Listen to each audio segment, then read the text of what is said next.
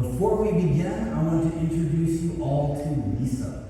Lisa is an IT user and a highly privileged user too. So let's watch Lisa log in with her administrative password, her super secure, unique, complex password, and multi-factor authentication. This gives Lisa access to JustAvault.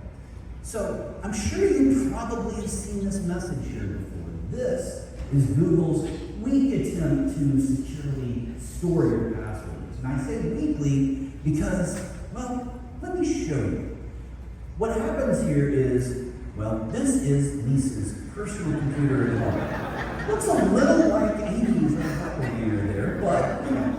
Anyway, Lisa also has her work asset at work. And Google will synchronize all of her personal passwords to her work machine so she can do Instagram at ease.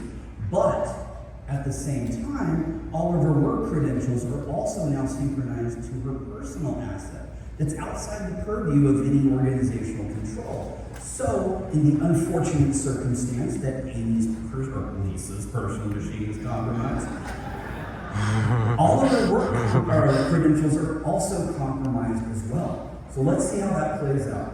Lisa, at home, inadvertently installs some malware. This happens to be the Imperium password scraper.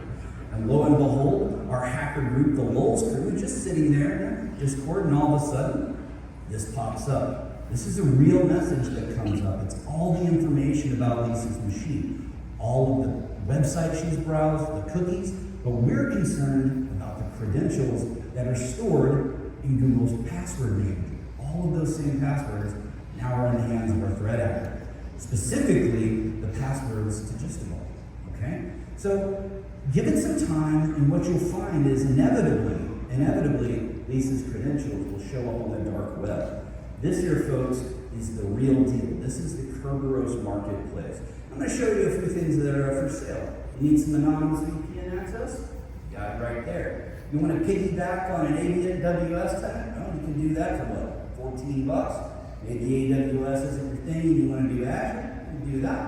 But this is where Lisa's end up. On the dark web, some new threat actors now acquire those credentials for the low price of $5.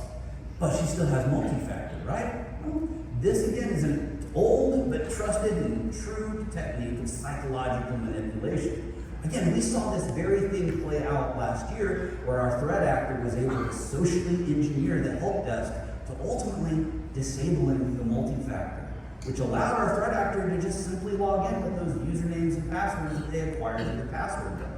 And this, again, allows our threat actor to access JustAvault. So think about it, folks. If you're storing your domain admin credentials in JustAvault, well, consider it gone. What about your ICS and SCADA? You're pulling passwords for those systems? Well, consider them gone as well. Oh, and if you're trying to store the backup and recovery credentials to protect yourself from ransomware, not so much, folks.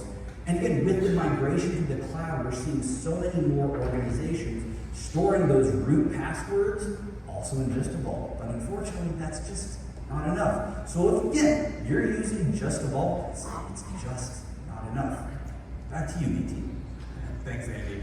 I think Amy and Lisa both look the same hairstyles. I think that's